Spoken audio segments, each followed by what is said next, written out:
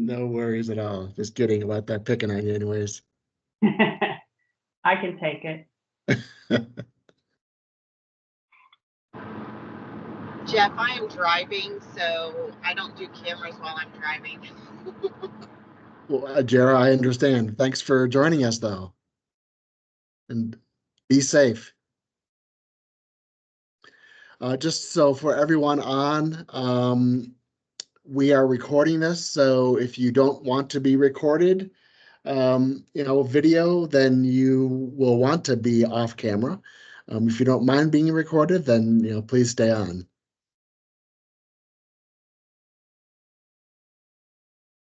I don't anticipate, based on our pre-webinar registration, as many people as the last two, but it is the summer and school has, just recently ended, so lots of people make the rush to get out on vacation. So, but it is recorded for that purpose, so people can see it at their convenience when they get back.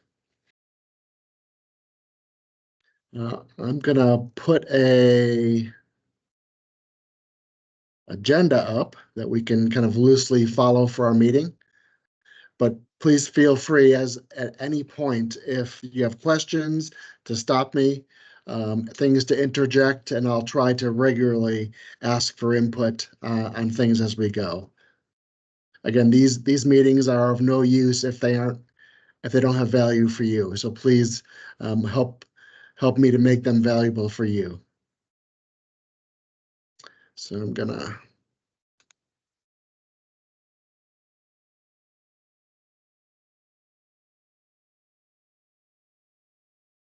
Okay, can you see the outline or the agenda? 2 full pages of fun. All right. Well, I will start. First of all, welcome. And I've already mentioned that this is being recorded. So again, if you're not okay with being recorded on camera, please close your or turn your camera off. If you're okay with that, then we're happy to have you be on camera with us.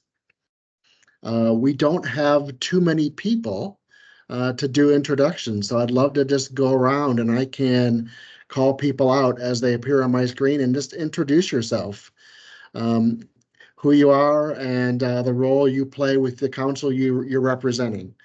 And so I'll start. I am Jeff Whitman, Prevent Child Abuse Indiana Director. And Kathy, please introduce yourself. Hi, I'm Kathy King. I'm sure everybody knows me. Trade assistant. And Kathy, what's the news you have to share about this coming year? I'm retiring at the end of this year after 26 years. So I'm looking forward to that very much. well, we aren't, but I hope it's great for you, Kathy. And you've been a fixture with PCAIN for so long, it's going to be a big change. All right, Rachel. Hi, I'm Rachel Call-Clazier. I'm the Senior Director of Prevention and Education at the Villages, and PCAIN is one of my programs, so I'm happy to be here and continue to get to know you guys. Thank you. Okay, first on my screen, Danielle McMillan.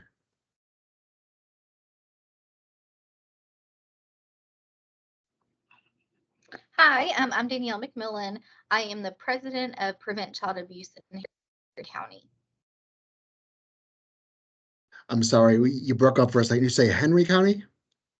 Harrison County. Harrison County. Yes. All right, thanks, Danielle. Thanks for being here.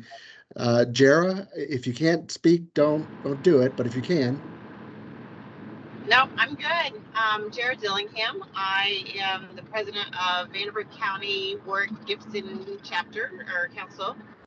I've been doing this multiple years. 10 plus, I guess I should say.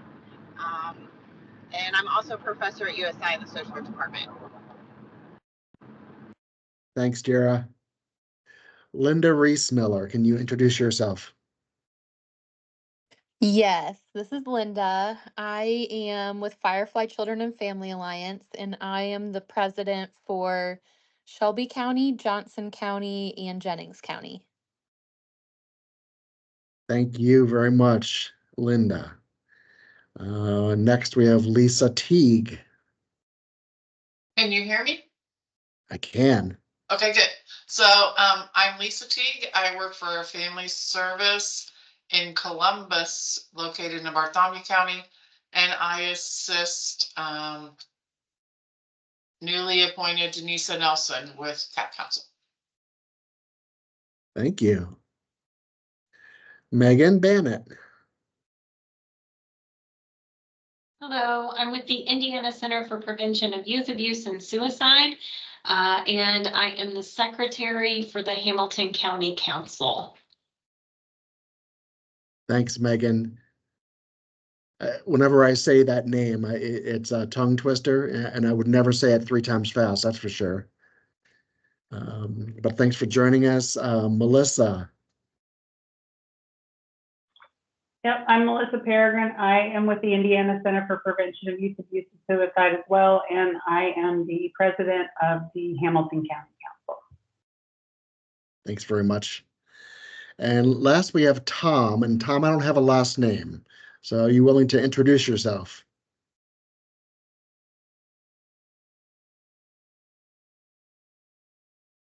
Unless somebody is on the call under Tom, but it's not actually Tom.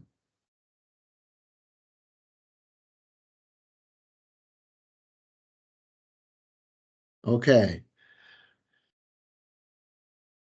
No Tom. Well, thanks everyone for joining, for being here, and for listening and contributing. I want to just quickly, it seems like April is a long time ago.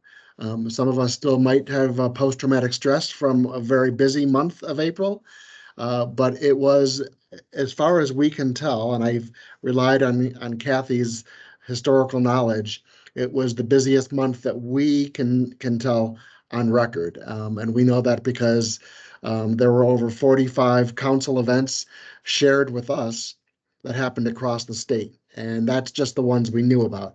We would love to know about everyone, but thank you for sharing what you did this year. And we tried to get to as many different council events. Now, if there were multiple by a single council, we tried to get to at least one of those, but we tried to get to as many of those events as we can.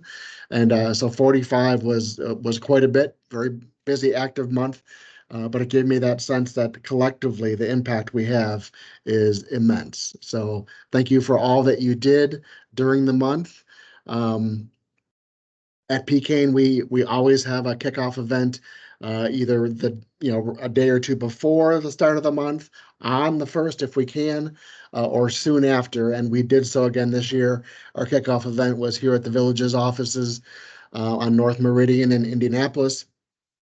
We had a room full of people. It was great. We had speakers from Riley Children's Hospital. We had a speaker from CareSource, and Shannon Schumacher also spoke from the Villages, our CEO. So it was a great event. A lot of people were here, and we did our pinwheel planting after that. We have our annual Matt Bremen run, which happened on the 20th. And some of you came out to support that and had exhibit tables there. So we are thankful for you and your participation in that. That was on the 20th again of April. It was moved just down the canal a little bit to the military park area in Indianapolis. And so that was a really nice event. We raised over $25,000, and that money helps to PCAIN to continue to spread the message along with our prevention partners across the state and provide trainings and so at low or no cost as well. So thanks everyone who supported that, and we'd love to have more people participate next year. I know that was a big day for council events. There was at least 3 or 4 council events around the state that happened on that same day. I think because the eclipse was on the 8th and there was so much concern or people just being wary of the traffic and congestion, that a lot of events got condensed into 3 weeks rather than the full 4 weeks. So in any event, we had a great year of April events. And Kathy, if you can try to show that video montage, that would be great.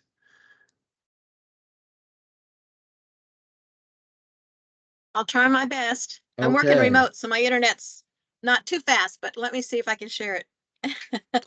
And if she can't share it, it is available on our webpage, and there was a link in the most recent Council Courier as well. But this gives you that sense of collective impact again, that by working together across the state, all the things that we accomplished to raise awareness. I'm not hearing sound, Kathy. Jeff, do you want me to introduce myself now? Sure. Hi, Tom. I'm otherwise known as Tech Challenged Tom, but I put my information in the chat so I won't interrupt the meeting anymore. Tom, thank you. Tom, how do you pronounce your last name? It's in English pronounced Soisson. If you go with the French, it's Soisson. Okay, well, I'm going to go with English. So Tom Soisson, thank you. You're welcome. All right, well, we're seeing the video just fine, Kathy. At least I am. But so far, the sound is not coming through. It doesn't hurt to look at the video just a little bit, though. And again, most of these events were in different places across the state. So you then begin to realize we are not working in a little bubble. We are part of a larger collective effort, and that collective effort does not stop in Indiana. It goes across our country through as a result of our connection with Prevent Child Abuse America.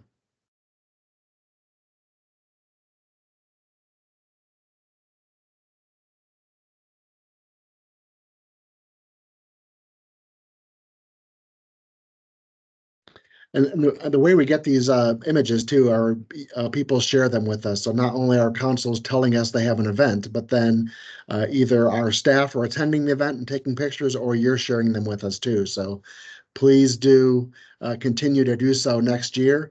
As you're considering your events and planning, let us know you're having them. And then if you have someone that can take some images and share those with us, this helps us to put together this video montage, which we put in our council courier, we attach to our webpage, and we try to share as widely as possible.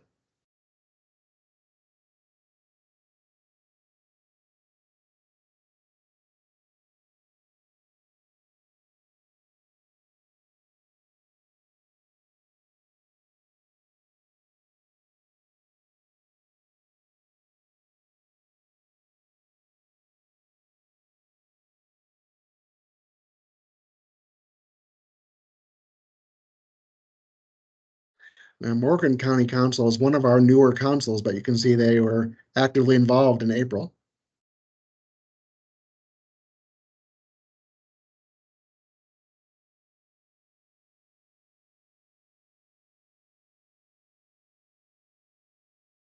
Lots of pinwheels.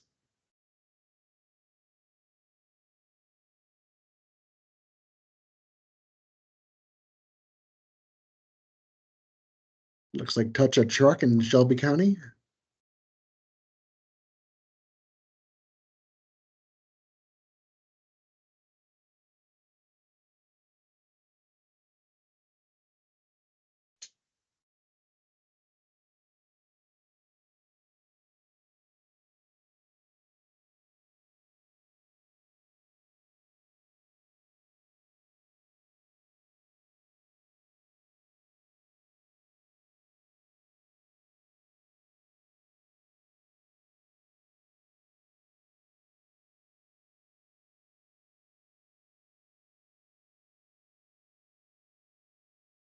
You can see we're kind of working to develop our relationship with Riley. So they have a pinwheel garden every year, but they were able to share those images with us and speak with us. So, and then the villages also did a contest, and we had people do something creative to show their support for National Child Abuse Prevention Month, and we gave an award to the most creative group for that.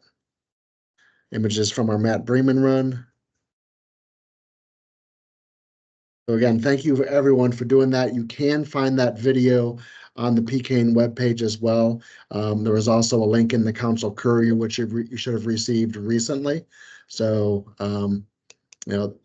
that just is it's a fun time to go back and look at how active we were during the year. All right. I guess what I want to do now is open up to just some sharing of highlights. And if you are, if you want to share some struggles of Child Abuse Prevention Month, certainly feel free. But councils and our council leaders, please jump in and share what you felt were highlights of the month for you.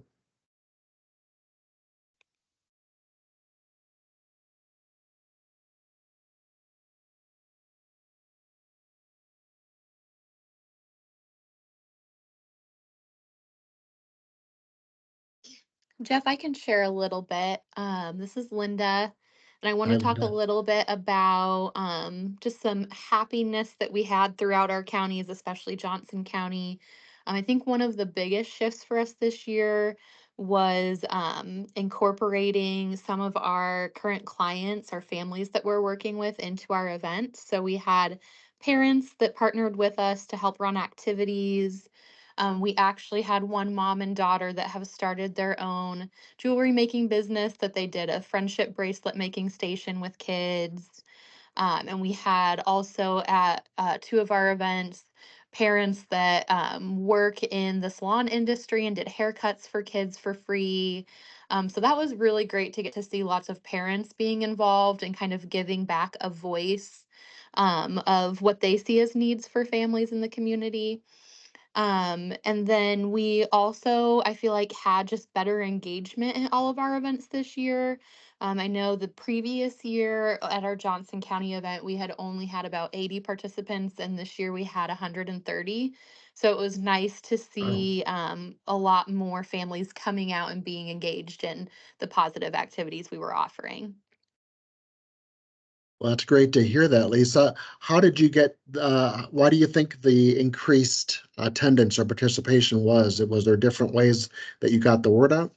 Yeah, I think that one of our biggest shifts is we focused a lot on social media this year to advertise. We really pushed a lot of the events out on Facebook groups for our communities. So whether that was for the county or a specific city in the county, and I think that's how we got a lot of our participants, because they saw it as, a free event online that they could participate in with their kids. Okay. Well, I love the involvement of parents and youth. That's fantastic. Yes. All right. Anybody else want to share highlights that they felt were notable to them during the month of April?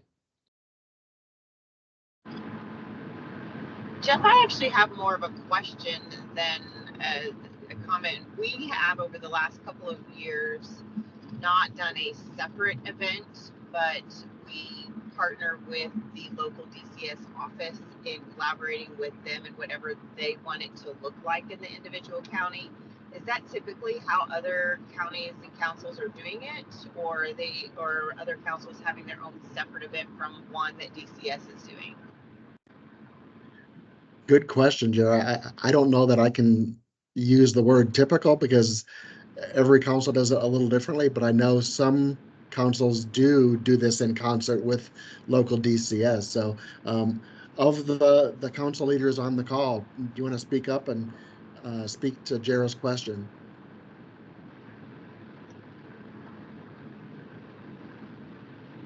I can share that. I feel like, so I am the president for 3 counties and then participate in 5 counties total.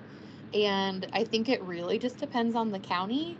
We have some that DCS is really heavily involved with the council itself, and they have members that sit on the council and help plan. And then we have others where really it is more community based. And I would say our events were about 50-50 of us hosting versus either partnering with DCS or partnering with just another community agency that plans a big event for April. Okay. Thanks, Linda. others, what are your experiences in, as far as planning council events in collaboration with DCS or more on your own?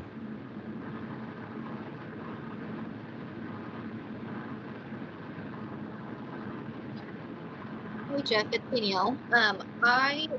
We've hosted the Pinwheel Festival the last 3 years in Harrison County. We just invite DCS to our event. They have a booth and stuff set up, but we don't collaborate with them. We're just solely doing PCA event. So they of course participate, and they'll go plant some pinwheels for us, but we usually do most of it on our own.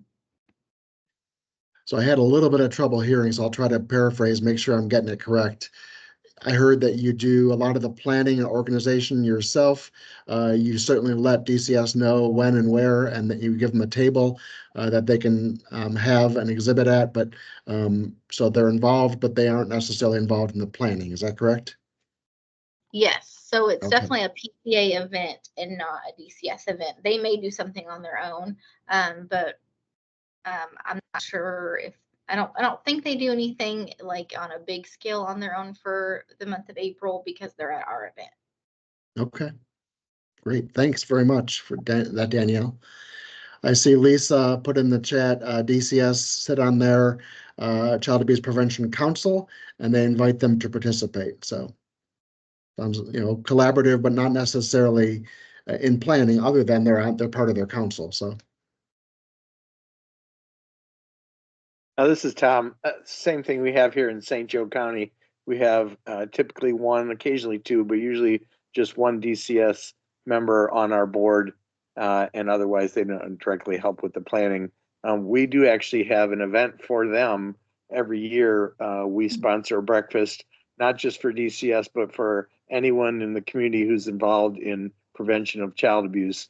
We take some funds that we get from our annual fundraiser, and we use that to give them just a simple breakfast. And we usually have a speaker come. As a matter of fact, somebody came from downstate. The new director came from downstate. I apologize, I can't remember who it was, but the other thing I wanted to mention is we did just yesterday have our big fundraiser of the year. We had 26, I think, teams compete in a golf outing, and that's our big fundraiser for the year. So it's $250 a head, so you can imagine that's a nice chunk of change that we get. And we had it at Notre Dame's golf course this year for the first time. I think everybody had a good time and only got a little bit wet during the day. That's all part of our what we refer to as the roof sit event. We've had the roof sit event for more than 25 years now and raised several $1 million with that event. It's that the roof sit week is coming up 2 weeks from now. We'll have events where we honor some people, and mostly, again, it's just a big fundraiser. But that's what's happening up here in St. Joe County. thanks, Tom, for sharing. And that roof set event, from my understanding, is there's a local grocery store that's been kind of involved in that, and a radio station that comes out and does publicity for that, and even maybe some on-air spots from that. So it's a big deal in your county. Yeah, that's correct. I really should give a shout out to U93 is the major sponsor, and that's the radio station. And it started out as an event more than 25 years ago where they literally sat on the roof of Martin's grocery store, a local grocery store that has several outlets. Anyway, they literally sat on the roof to do the broadcast. They don't do that anymore, and they don't do as much broadcast, but they're still a huge sponsor, and Martin's, again, continues to support us. They've been great partners for us over the years. We are so aware of liability these days, that's for sure. Well, thanks for sharing that, Tom. I appreciate it. And I love the idea of doing something for those other prevention partners in the community, like a breakfast. That's a great idea. Anybody else that wants to share just highlights or significant impressions left after April?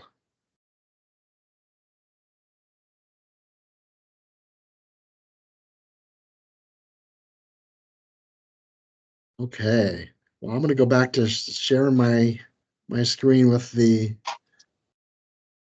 agenda. So we're past the Child Abuse Prevention Month, and so what I want to talk about right now is I hope this isn't news because we talked about it at the last webinar, but PCAIN is reviewing and plans to revise our chartering process. That includes kind of how we charter, that includes the cost of chartering, that includes the things that are included in the chartering as kind of benefits, all of that. And then how PCAIN supports our councils throughout the state. So I know from using Kathy's historical brain here, there hasn't been a change in chartering fees since at least 2007.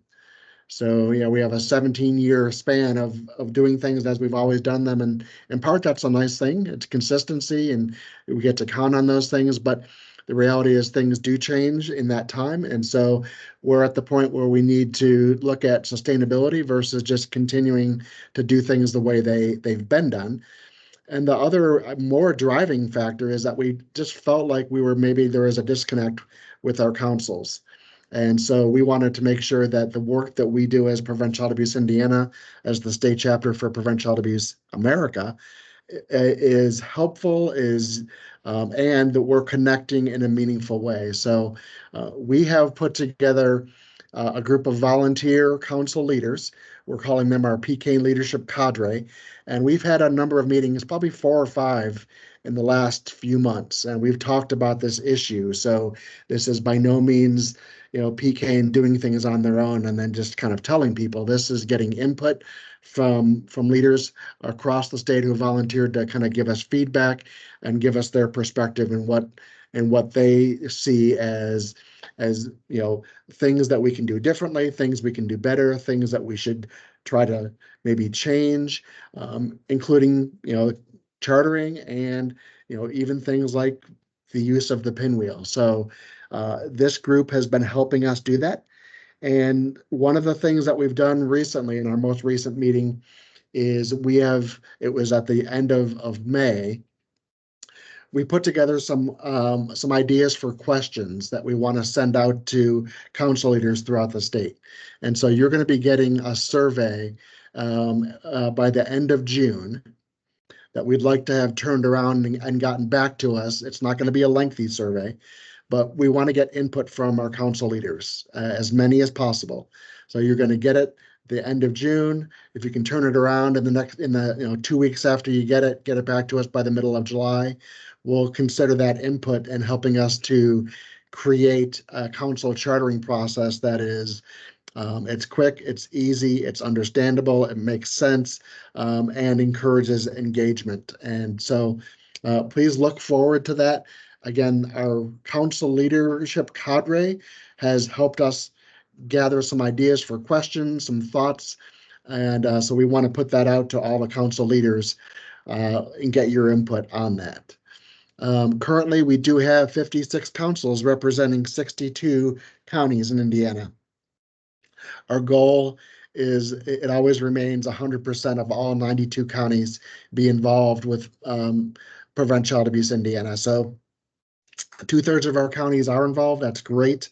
But we do see that there's an opportunity to connect in the other, approximately 30 counties that don't have or have representation as a local council. So if you're in one of those areas, in the state and your neighboring county or counties doesn't have a council, please consider reaching out, offering them an invitation to come and see what a council's all about, maybe offer to help support them while they consider and get up and running.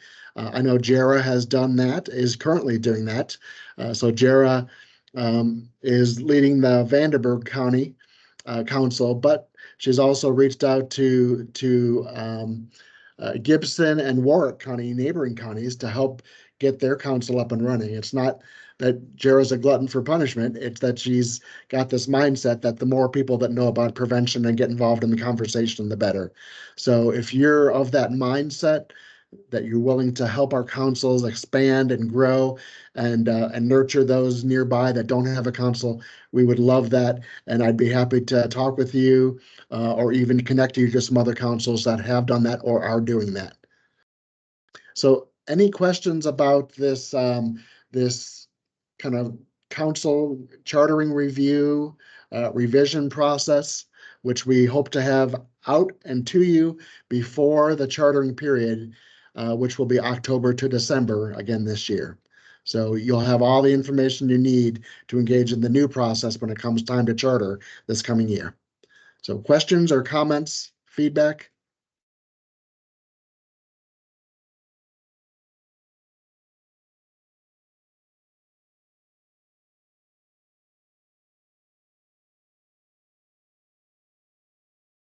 Okay. Well, I do appreciate the input. We've had probably 3 or 4 people that have been on most of those council leadership cadre meetings. So it's been very nice, active participation, some good sharing of ideas, and I really appreciate that input. Okay, so one of the things that we want to do, that we've been doing kind of, is evaluating our relationship with the Monique Burr Foundation. So PCAIN, just prior to COVID, was starting to develop a relationship with Monique Burr Foundation. And if you don't know Monique Burr, they have an evidence-based training for youth called Child Safety Matters. They also have evidence-informed curriculum called Teen Safety Matters. And so they offer some significant, well-researched and practiced child abuse prevention training. And because we just started that relationship prior to COVID, it never really got strongly entrenched before COVID took over, and we all kind of shifted to doing things in a different manner.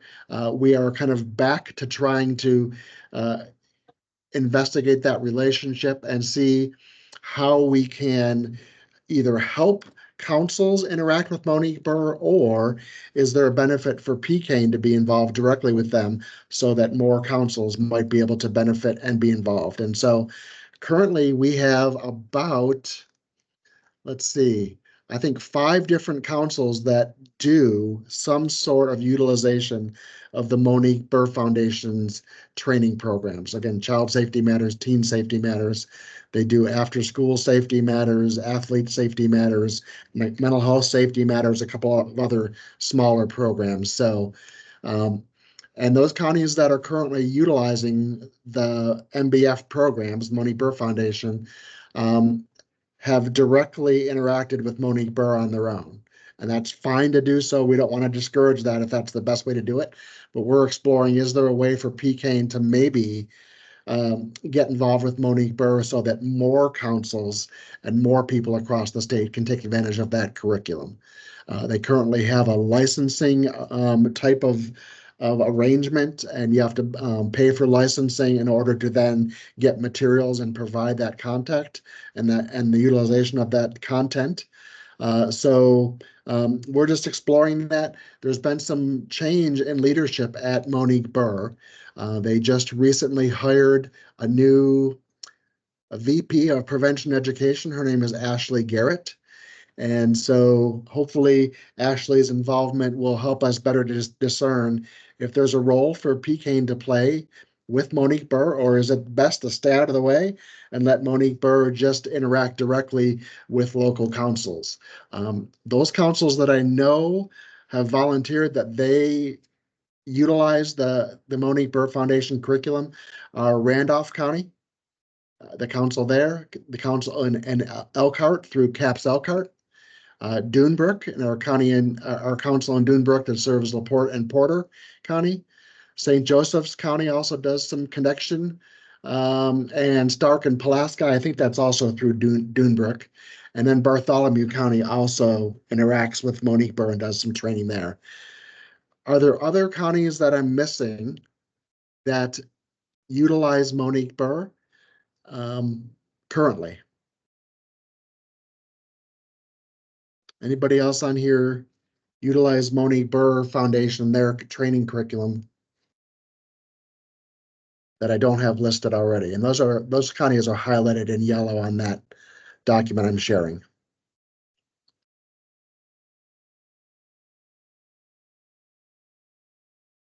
Okay. Well, we will continue the conversation, and if it looks as though there's a role that PCAIN might play to make that curriculum more accessible or easier for people to connect with, we'll certainly do that. But just wanted to keep you informed about our talks with Monique Burr Foundation for that.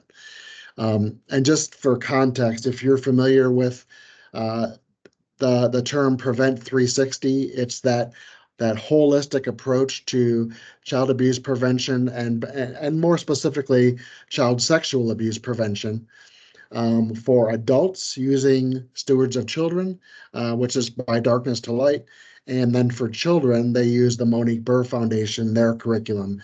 So training adults and children, they call it together kind of the Prevent 360 model.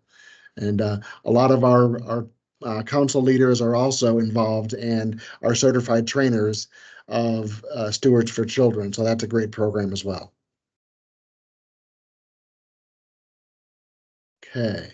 Any questions about Monique Burr Foundation, kind of how we're involved or getting involved, and maybe any input from those councils that currently utilize the training and your thoughts on that?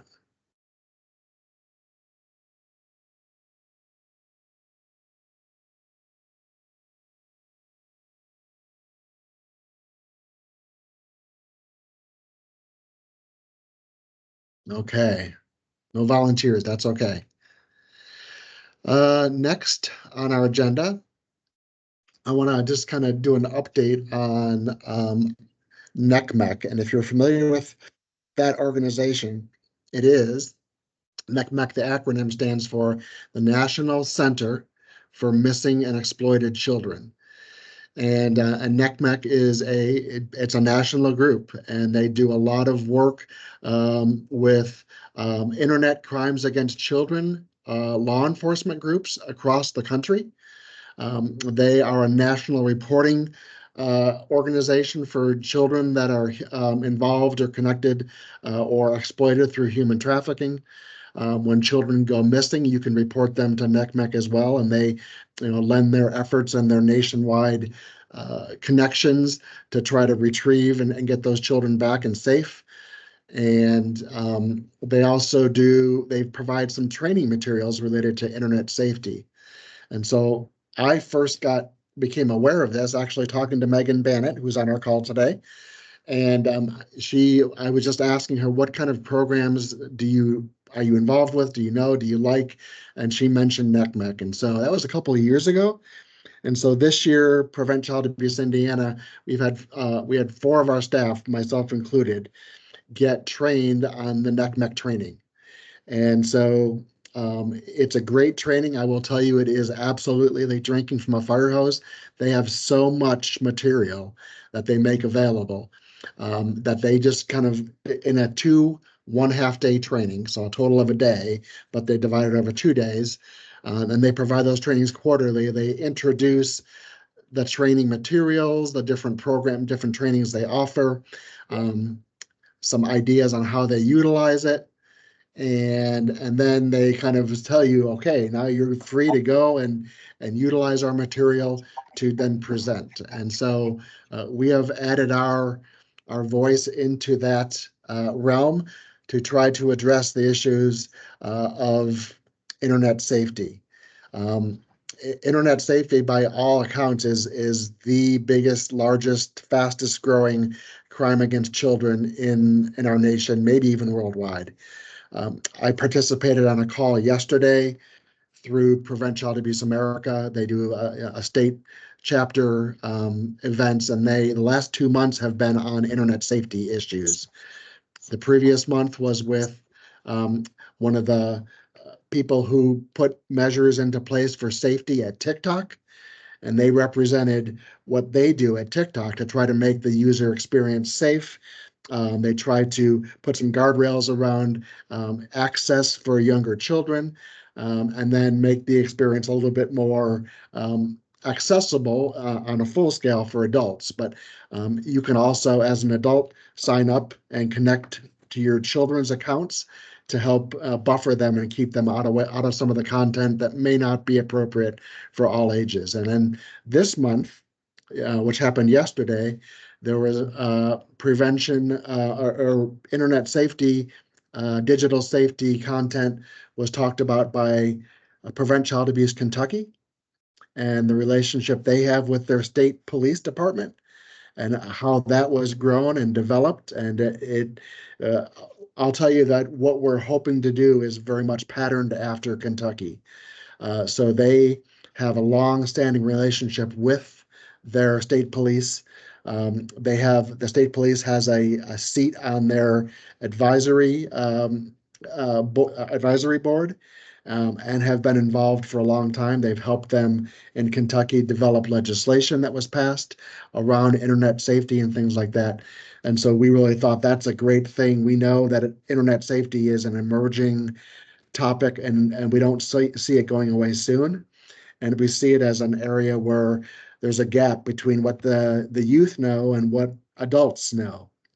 We aren't as well equipped or as savvy about the internet and digital safety kinds of things, digital content, as our kids are.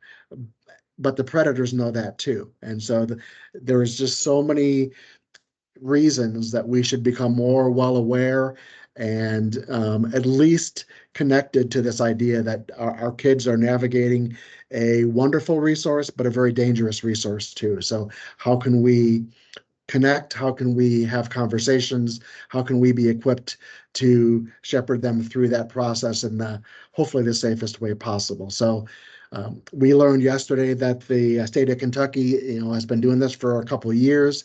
That relationship between Prevent Child Abuse Kentucky and the state police is growing and thriving. And the state police representative who presented yesterday, he's with their Internet Crimes Against Children Division. He said he cannot keep up with the amount of requests he has across Kentucky to do these trainings. And so we have consulted with Kentucky, have reached out to Megan and Melissa at the Indiana Center for the Prevention of Youth Abuse and Suicide, who is doing some of this work, who's using NCMEC. And we've said, hey, we don't want to step on anyone's toes, but do you need extra voices involved in this conversation? And unanimously, and Megan and Melissa, I don't want to speak for you, but I think I heard a unanimous, yes, we need more people involved in this. We can't do it all. So we are kind of throwing our hat in the ring saying we think our prevention councils might be logical partners in this work. We're not committing anybody. We are just saying we have 56 councils across the state that might be willing to offer some of the members of their council to be trained and to be a training resource and a partner with our state police across the state.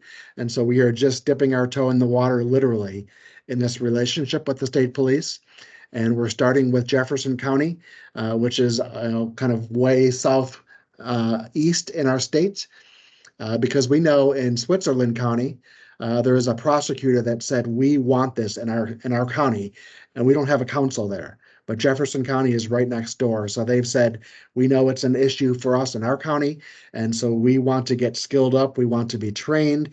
We want to collaborate with our state police to keep our children and families safer regarding issues of internet safety. So we are starting that process. We're trying to use a maybe an oft-used term, we are trying to go slow to go fast. We want to do this, grow this, develop this, make mistakes on a small basis before we roll it out statewide. But nonetheless, we know that this is an issue that is going on across our state. And so we've connected with Melissa and Megan at our council for Hamilton County and said, hey, we would love to have your help since you've been doing this training. So Melissa or Megan, I know I didn't ask your permission ahead of time, but is there anything you want to add to that conversation as we start to introduce this idea to councils around the state?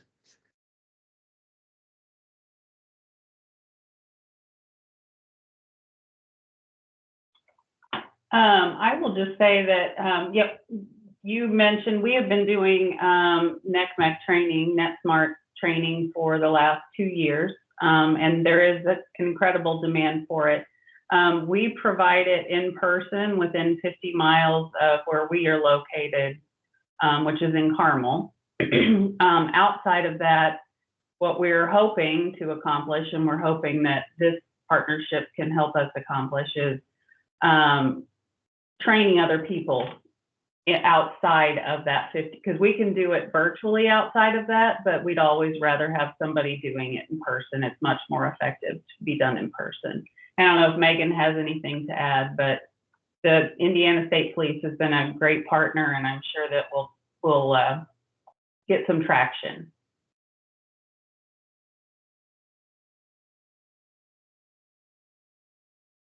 I will tell you that the gentleman from Kentucky, he's a willing resource to talk with us. He goes around the state. He's very excited. He's energetic. He's engaging. But he said, you know, they can't keep up. And so what we want to do is add our voices through our councils who want to get involved in this way to build that network across the state where we can team with law enforcement to help respond and train more people.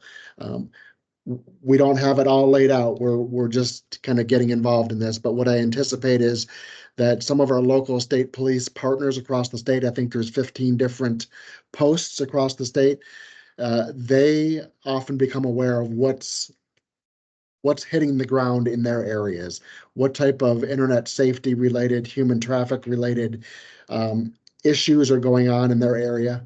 And they can lend some voice and some credibility to firsthand knowledge of the need in those areas. And then they might be able to tag us to say, hey, we got a call and they want training in Michigan City, Indiana. Can you help us? Is there anybody that you have in that area that's trained through NECMEC and those resources? And we'd love to say, yes, we've got a council up there, or we've got a group of people up there that can definitely respond and try to connect with that group who wants the training. So that's what we're shooting for, is that type of statewide coverage. Doesn't mean every county has to have that, but hopefully, you know, I think Megan or Melissa, you said you cover 50 miles outside of where your center is based.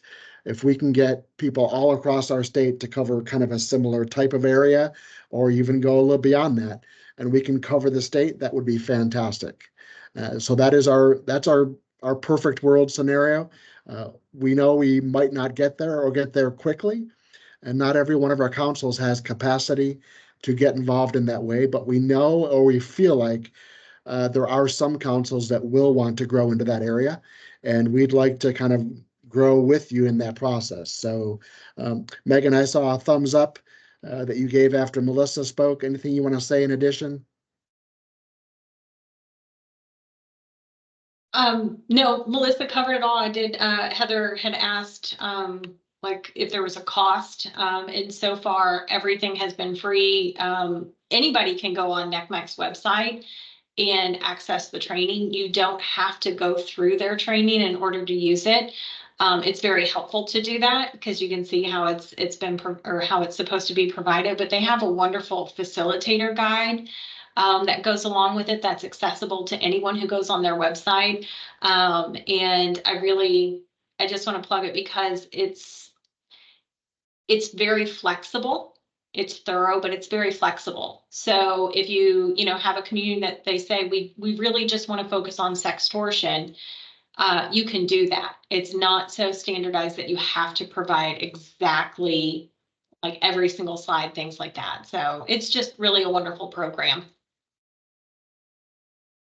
Thank you, Megan.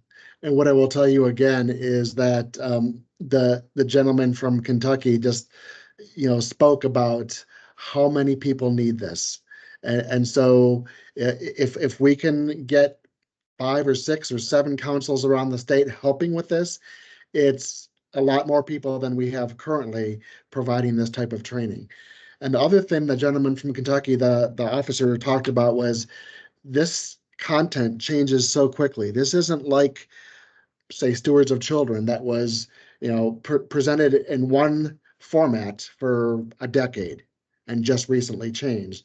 This content for internet safety changes so quickly that if you aren't involved in kind of knowing, what the threats are out in the community, what people are seeing, then you become outdated very quickly. And so NECMEC does that. They stay involved through the Internet Crimes Against Children units across the country, and they're abreast of what's happening nationwide. What are we seeing? A startling thing I heard yesterday was in Kentucky, they're seeing child sex dolls show up, and people are buying these and distributing these. And so there's now legislation in Kentucky to stop that from happening.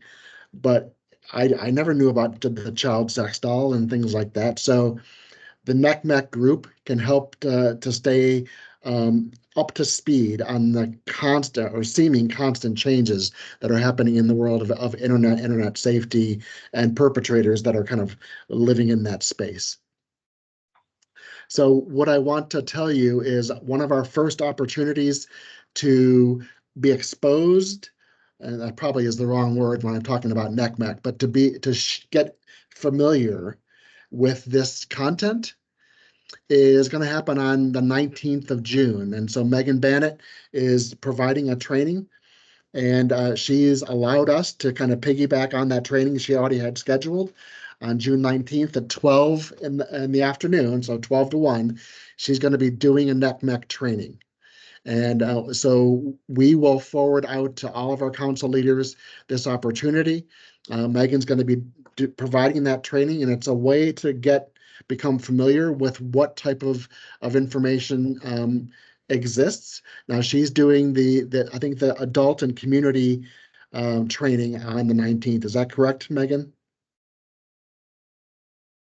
That's correct. Yes. And it's Okay. hybrid, so virtual, in person, however people want to participate.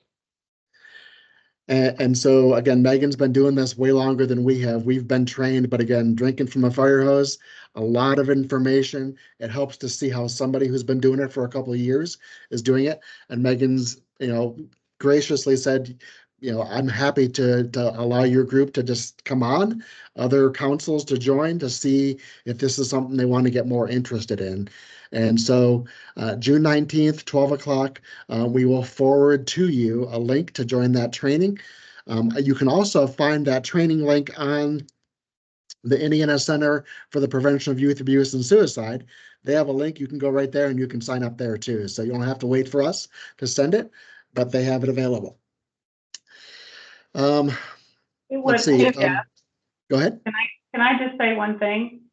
Please. As people get trained to do that, it would be very helpful for us to know who's doing that so we can make referrals.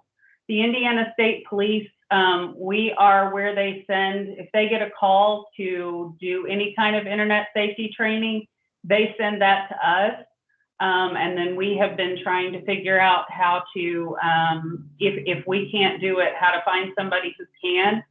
So if, as people are doing this, whether you tell Jeff and Jeff tells us, or you just email us directly and we'll keep a repository of everybody that's doing it so that we can make referrals when people are outside or we don't have capacity to do it, because we're a small team. So I'm sure a lot of us are.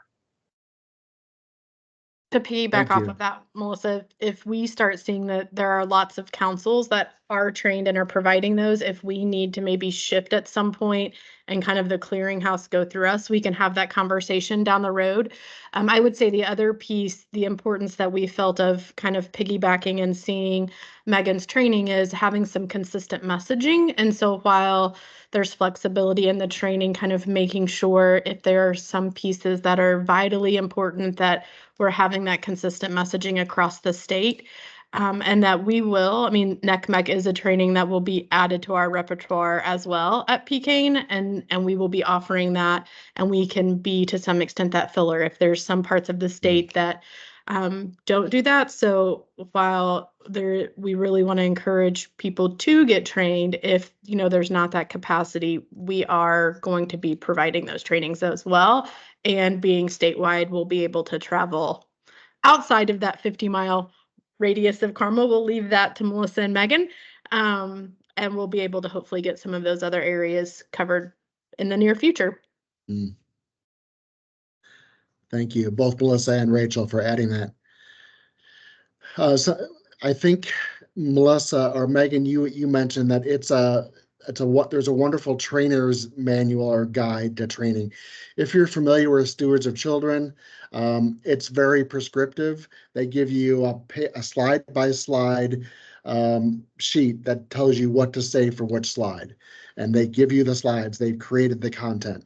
There's just a lot of different content. There's content for kids at certain ages. So I think 3 or 4 different versions of that. There's content for adults and community groups. So it just takes a while to get skilled up to do those different trainings. But the training manuals for trainers are very prescriptive, and they tell you what to say where. Now, I also had this understanding that they're designed to be flexible, and I think Megan said that too. So you can add some additional content, but you don't have to develop this all on your own. You don't have to come up with what to say. They've done the hard work for us. And so we just want to add our voice to the need that seems to exist in Indiana and across our nation. And hopefully this works out well. I anticipate that I'm hopeful that after people see Megan's training, that they will want to go and get trained by NECMEC. They typically do trainings quarterly. And the format that I was trained in and the PCAIN staff, 2 half-day trainings again. So back-to-back days, pretty much 8 to 12 or, 8 to 1 kind of thing. But, 2 back-to-back days, you get familiar with the content, you get, examples of how the content is utilized and trained, and then you get to go and make it your own to provide those trainings. So I'm hopeful that by Megan doing this training and us being able to observe and watch and decide that, yes, this is something we want to do, that anybody who hasn't been trained already will reach out to NECMEC and say, I want to get trained. We have people in our group that want to be trained. And you can become a community partner or a partner with NECMEC. PCAIN has done that. You don't have to do that, I don't believe, if you want to just be an individual trainer. But they are very interested in training more people to add their voice to this conversation. And we know that perpetrators they live in dark places, and that's what makes it scary. And the more light we shine on this issue, the more light we bring and positive ideas and resolution for ways we can keep our kids safe, the less they're going to want to do business in Indiana. And that's our hope. Let's get them out of here. They can go to some other state, but hopefully get them out of our country altogether. But they're here because there's opportunity, and it's human trafficking is an insidious issue, but internet safety altogether is even a wider issue than that. So thank you for letting me ramble about that for probably 15 minutes or so. And Megan and Melissa, thank you for allowing us to join you in the work you're already doing, and looking forward to building that comprehensive ecosystem of child abuse prevention around our state. Okay, so look for that as well as the survey we're going to be sending you. We'll send you links to get involved in that training on the 19th. Now that 19th is Juneteenth. So if you're an organization like the Villages that has that holiday off, I think Megan also has a training on your website for the 8th. The 8th is a Saturday, June 8th. And so that's another opportunity. And if I'm right, Megan, you also schedule those periodically so that people, if they miss those opportunities, there will be more to come. Is that correct? Yes, we have them every month now, moving forward. Fantastic. All right. Any questions about that?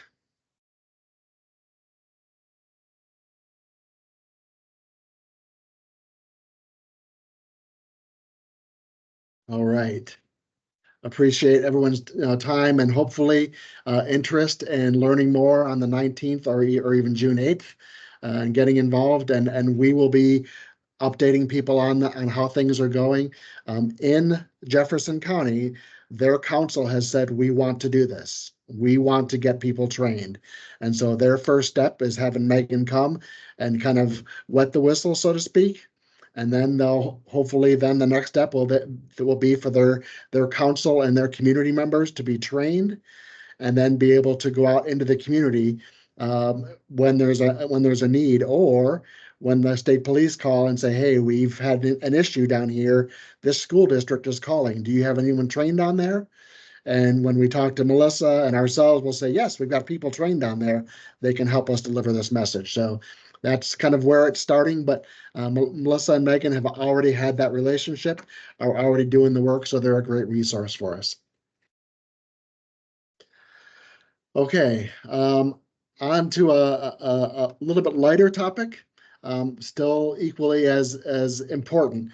PCAIN has had the privilege of working with a Purdue PhD nursing intern, and she's done with us, but she helped us put together a legislative advocacy group of information. And so for councils that decide that we know that our work is not done with just advocating and increasing awareness and education, but we know that we might have to reach out to our local legislators to make our thoughts and our ideas and our voice be known. We want to ramp up our advocacy efforts in that way. We've put together a bunch of resources to help people in that way. So if you and your council is interested, I'm going to work with Kathy. We're going to add a folder to the council, chartered council area of our website, and you can go in and you can access that information.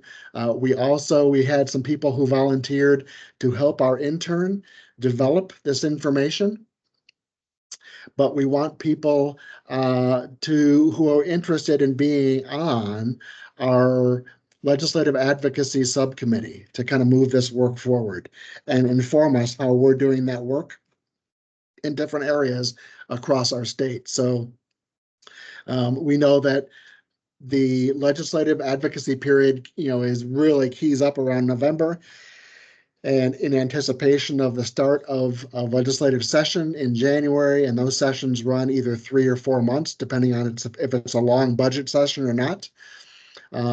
And so we're trying to make the materials and resources needed to be informed and engage your legislators to be easily accessible. And so look for those resources on the PCAIN chartered council member area that requires a password on our website. People that have volunteered in the past expressed interest in being part of that legislative advocacy committee was our group from Caps Elkhart, and Ray Caples is our current representative that has joined us for some of the input on that, and hopefully you'll continue, Ray. Linda Zapp from Jefferson County, Stephanie Gardner from Hancock County, and Raina Jones from Bartholomew County is also, wants to know more information about being involved. But if you want to add your voice into that area of our work, please let us know. We'd love to include you in that. But anybody can go to our PCAIN Council website and our area for chartered councils. Let us know, and all you have to have is your password to get into that area, and those resources will be made available very, very soon for you to navigate. If you can't find them there, reach out to us, reach out to me or Kathy, and we will make sure to get you that information if it's not posted immediately. So any questions on that? Okay, we've got about 23 minutes left. I want to highlight this next point. PCAIN would desire to have a member of our council leadership from one of the councils across the state who can kind of bring voice, not just myself, but bring voice to what it means to do the work of a council as part of our PCAIN advisory committee. So PCAIN doesn't have an advisory board. We have an advisory committee that helps lead and guide and direct the work that we are doing across our state. And we would like to make sure that the voice of local councils is an active part of that. Again, not just through me. So we've had one person from Randolph County who's expressed interest in being in that role. Is there anybody else that might want to add their interest in being a representative on the PCAIN Advisory Committee? Those committee meetings, usually there's 4 a year that are scheduled. There might be an additional 1 or 2 if there's a subcommittee to do some special work. But in general, you're committing to about 2 hours quarterly to that work, and it might increase slightly beyond that, but it gives that council voice to everything that we do and are about from the PCAIN Advisory Committee standpoint. So anybody that says, yes, that's absolutely me, I'd love to do it, let us know. Or if you want to think about it, let us know later. Please know that opportunity is there. Hey, Jeff, did you ever Yes. find out if they were open to, us Being a fly coming on to the wall, one kind and of. seeing, and seeing if that would be something that would be a good, not, I feel like that's not the right phrasing, but you know what I mean? Like that it's a good fit. You know what I mean? Did Yeah. you ever get any feedback about I that? have not yet, but I'm writing this down again. I reached out to the council advisory committee chairperson with another question recently, and I will make sure to add this to that question too. Okay, And so thank you. the idea was just to join one of those meetings and see if it's something that you feel like is a good fit, as you said. Yeah. Okay, I will ask about that.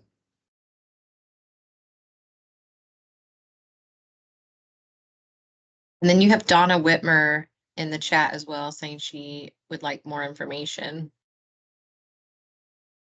Okay, Donna. And Donna, what council are you associated with? I see Firefly. Is there a If she specific? stepped away, I can maybe do some looking here if you give me a sec, and I can maybe find that out for you. Okay, Park and Vermilion, she said. Harp and Vermilion. Fantastic. Thanks, Donna.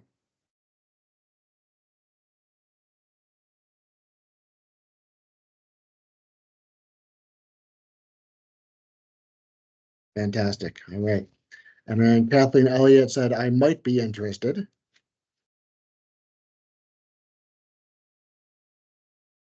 And Kathleen, remind me again what council that is that you're associated with? Gibson and Vanderburg.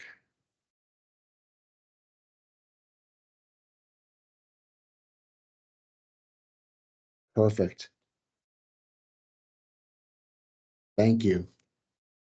Okay, so we will look to try to get someone involved, and that doesn't mean that you're making a forever commitment. It's just for as long as you're able to do it and lend your voice to that from a council perspective, that would be helpful. And we know it's a voice that we want to grow as far as input to our advisory committee. So thanks, thanks to Kathleen and thanks to Donna for sharing your interest in that. All right.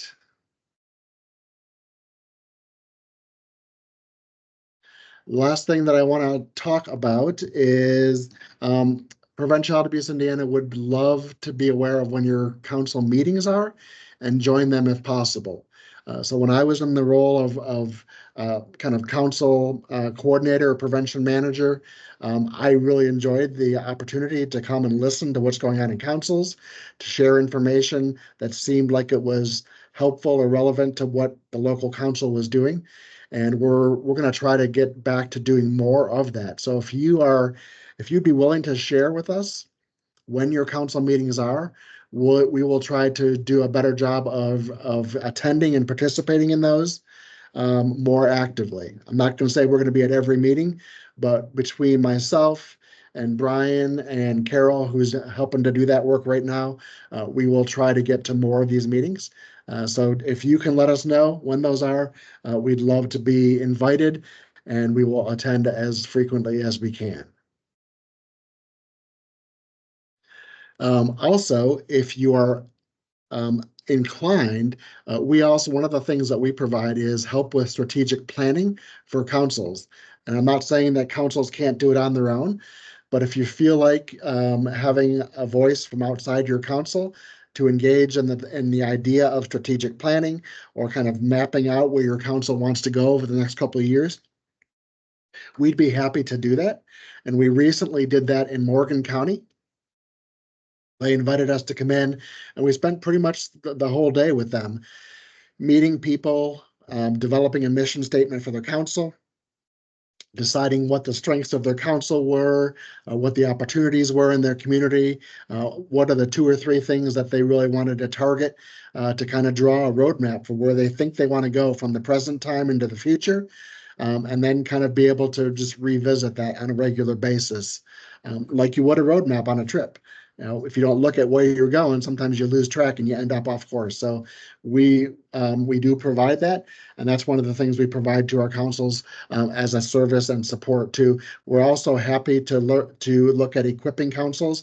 If you don't have anyone that can lead that for your council, we'd be happy to kind of come in and work to equip someone in the council to do that with your council. So we can do it, or we can help equip someone in your council to do that as well. Okay, I think my voice has taken me just about as far as I can go today. This is the part of the meeting that I enjoy the most, but just hearing from you, either responses to things we've talked about or other things that are on your radar that you want to talk about. This is the council sharing piece. So please speak up and let us know what's on your mind.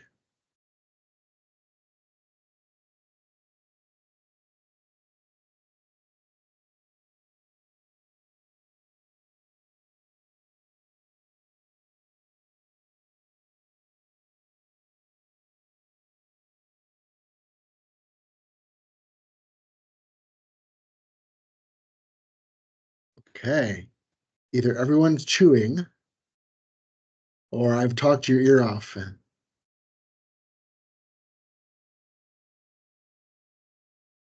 All right. I don't want to keep you on if there's nothing additional to say. We are planning on having our next meeting probably late August, early September, in the hopes that we're going to have room for one more before the end of the year. And so we hope to have one right around the time that we get out the council chartering revision kind of plan to people and have a little time to talk about that and what that might look like.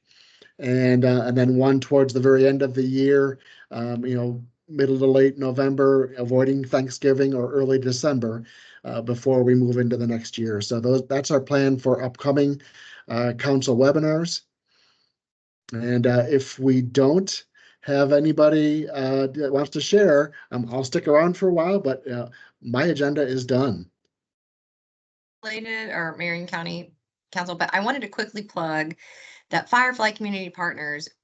We inherited a parent education program when Children's Bureau and Families First merged. We inherited it from Families First, and I think we're in like our 2.5 years in or something like that. But anyway, we're expanding it. We're excited about expanding it. So we, of course, we offer it 3 times a year. We love the partnership we have with PCAIN and those off seasons. Dads Inc. is running the Nurturing Fathers. So we just love those different opportunities for parent ed to be available to folks in the community. But Region 9 or Region 8, we're expanding it across our community partner programs. So Region 9 got some funding to do it. We're really excited about that. If you're in the DCS kind of region mentality, I don't know how well and familiar folks are with that, but our Region 8 is starting another virtual. Region 8 is the cluster of Vermilion Park, Vigo, Clay, Civilian.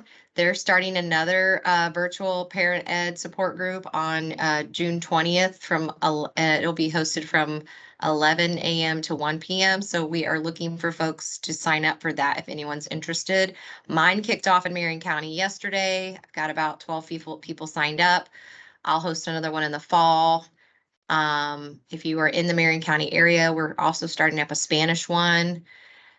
So yeah, free. So yeah, if anybody is interested, just reach out to me. I'll put my email in the chat. We use a curriculum called Step into Parenting.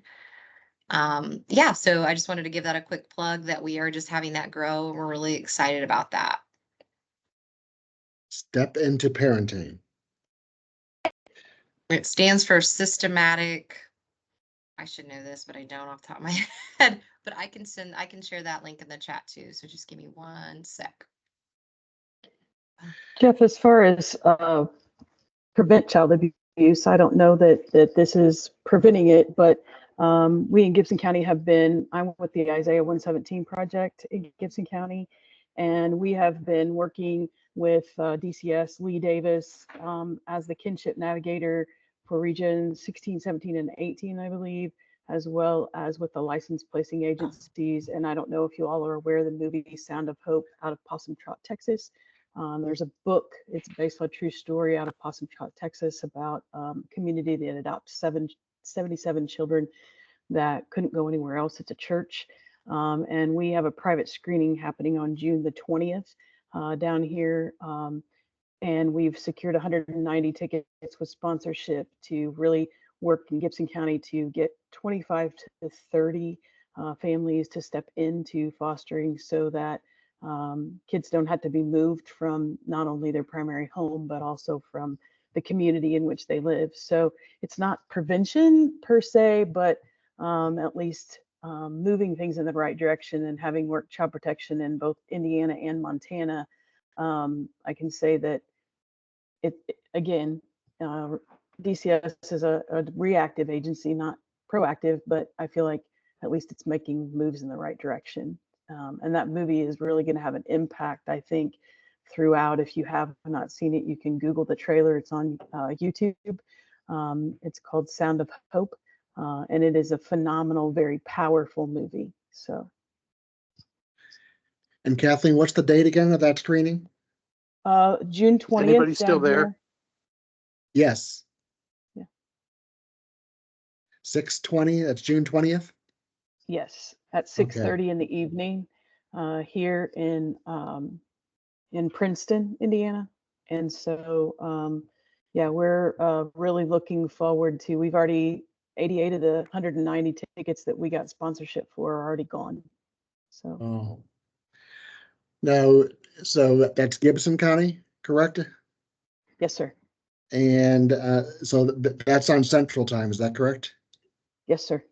Okay, so if someone's making the trip, just realize if you're on Eastern Time, you'll be there an hour early. So, all right. Well, thank you, Kathleen, for sharing that.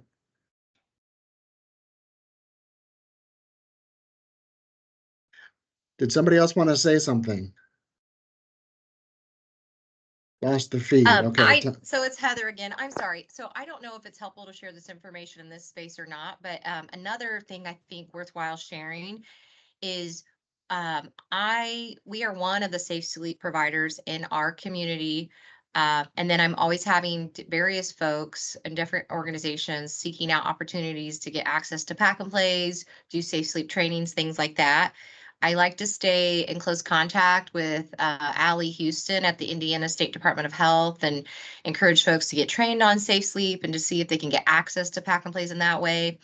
An update from them that I guess I'm kind of, funneling out to you all is that they informed me that there is a new program that I knew nothing about. And I was curious if anybody on the call did. I do plan to reach out to try to learn more. Something called Health First Indiana is taking off, and local health departments are utilizing funds for prevention. And when I go to their website, there is some things around, community safety, maternal health. So I'm wondering how PCAIN, how councils, we might fit in that space, be part of those conversations. I just have no firsthand knowledge about what's going on with Health First Indiana, and I'm really curious and interested to learn more. And so they're encouraging the local health departments to really set themselves up as the sites to really encourage folks to access pack and plays as safe sleep. So what we've been doing is until we can kind of figure that out more, We have been really working with cribs for kids, but I know they don't have the capacity to provide pack and plays in a very large capacity.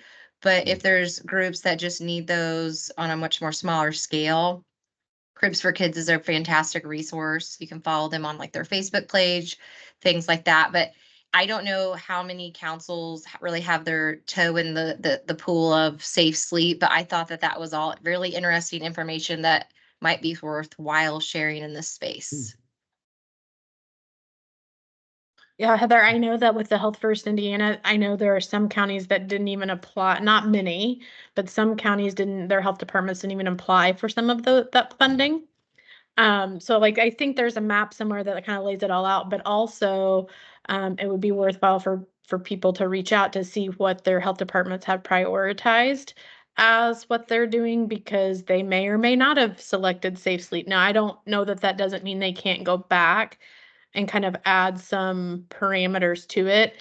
I know in a county where I live, like their focus was on, like medication because of overdoses that have happened in our community. And so they've partnered with our Healthy Families program, and we're providing medication lock boxes to all of our families that we visit. But safe sleep wasn't on their list. Wow. So yeah, I think it'll be important to have some of that communication, especially if that's something that your councils are doing or have worked collaboratively with the health department in the past. We've run into the same thing with their not having pack and plays right now, and all the things. So Well, Heather, you yeah. mentioned Allie Houston, and I do sit on the State Child Fatality Review Committee with her. So I'd be happy to reach out to her and just ask her more and maybe be able to share that as well. Thank you. Yeah, I'm just trying to wrap my head around all of it for sure. Yeah, I think it speaks to that idea that building that comprehensive ecosystem, as many people as we can get involved in protecting children, the better.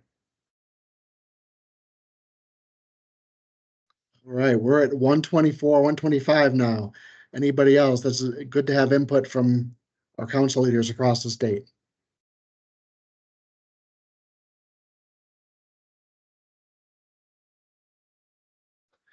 Heather, do you have One last thing, nope. I guess. Come on. I know, I don't think it was in this space, but maybe another space we were just talking about, like really pivoting to QR codes.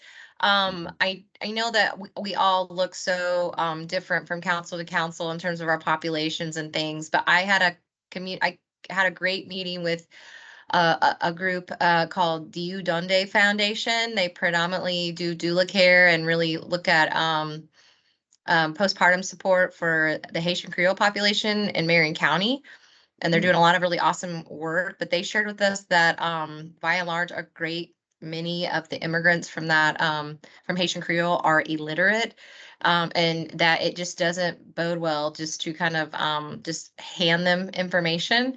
So I don't know. I just don't know. I know this might be more of the cadre conversation, but just thinking about plans around, I think QR codes are great, but just thinking about the different ways that we're communicating in our communities, because we may have other populations that are also illiterate or maybe don't have access to a phone that could do a QR code.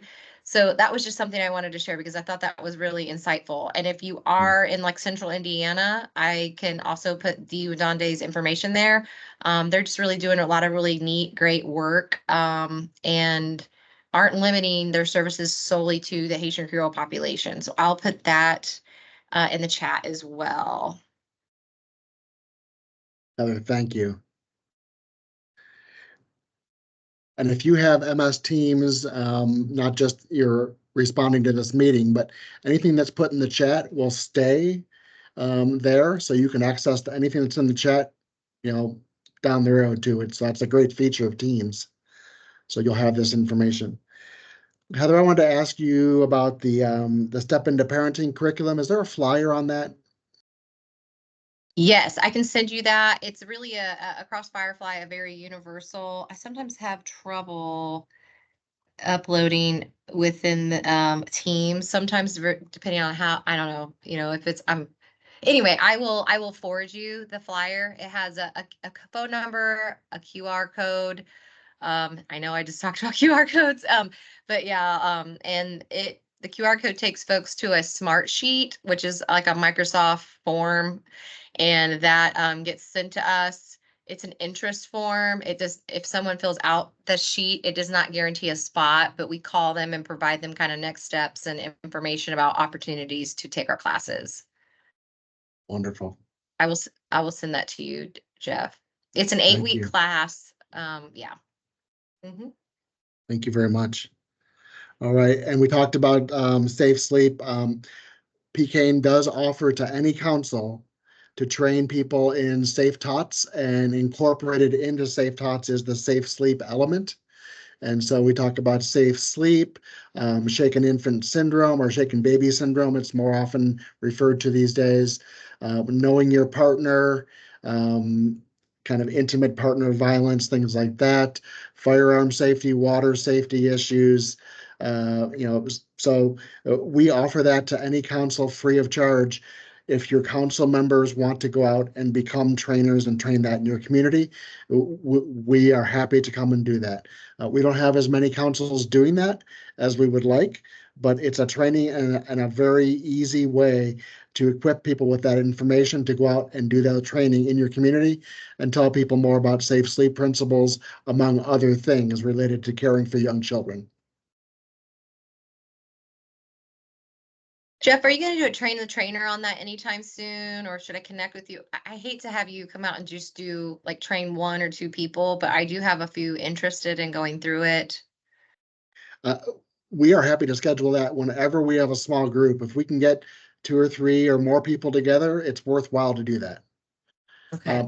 The big caveat again is it's not just, we don't want to just come and train you just to give you information.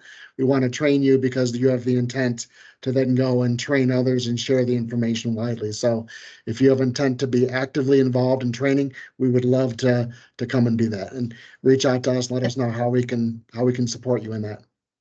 And then piggyback on this, just to kind of, I don't know, dog ear or something, because I mentioned this years ago to Sandy, and I think they looked into it and nothing happened. This person that wants trained, she's bilingual, and she would love to be able to bring it to Spanish speaking community.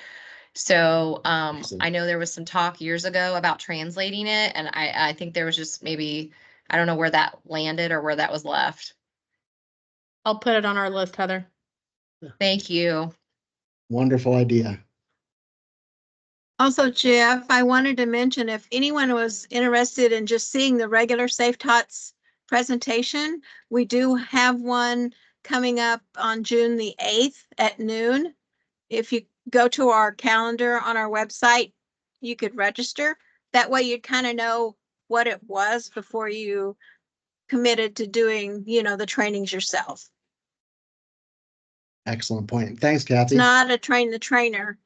It's not a train the trainer. Is it in person or but it would just be, it is virtual on Teams. Carol Poole is going to do that. That's June 8th. It'll just give you an opportunity to see a Safe Tots training and kind of know what it is first. And real quick, I know we're dragging this out now, it's after time. Marion County does it, and we have partnered with our local Marion County Health Department to be able to give out a babe buck, the babe stores. I know those are all throughout the state. If a participant is participating in that program, we've gotten it approved for a babe coupon to go utilize at the local babe store. I'd be happy to share how we made that happen with anybody if they're interested. Oh, awesome. I know most of our Safe Tot trainings are for professionals. We don't actually do them for actual parents. So I don't know what the coupons would be worth to professionals, but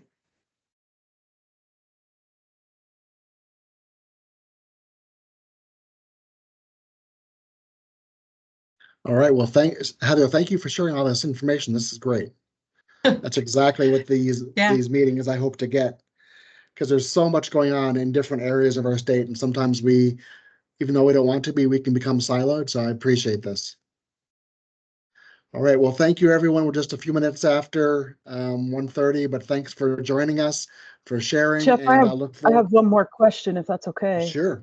Go right ahead. So I just went to the website because I have some family support specialists that I think would benefit from the Safe Trot training, but it doesn't have a date. Do we just sign up and ask for? It asks what's the requested, and maybe I'm looking in the wrong spot. Is this the one to just to see what it's all about, or is this the one that Yeah. you're in? Okay. Kathy, what date is that? You said it was June 8th, but I don't see how to sign up for that one specifically. Maybe I'm looking at. If you wait. go to the PCAIN website, the calendar of events, There, it should I be see on it. June Okay. 8th. Okay, yeah, it should have a registration link there. Oh, no, it's on the 11th. It says it's on the 11th of June. Oh, 11th. 11th, yes. Sorry, I was saying the wrong date. Okay. June the 11th. And then on June the 18th is Child Abuse 101 training. Okay, awesome. Thank you so much. Thanks for That's your where interest. I was missing it somehow, and I was like, I don't understand what I'm missing here. Okay, got it. Thank you. All right. Thanks, everyone. Great to see you, and have a wonderful rest of your day. I'll stay on for a couple more minutes if anyone has more questions.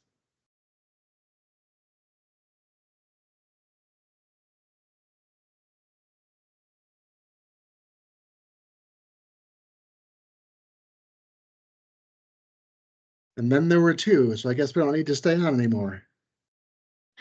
Okay, Jeff. Kathy, thank you. I appreciate it. And thanks for speaking up about that Safe Tops training. Yes. No Have problem. a great day. You too. Bye.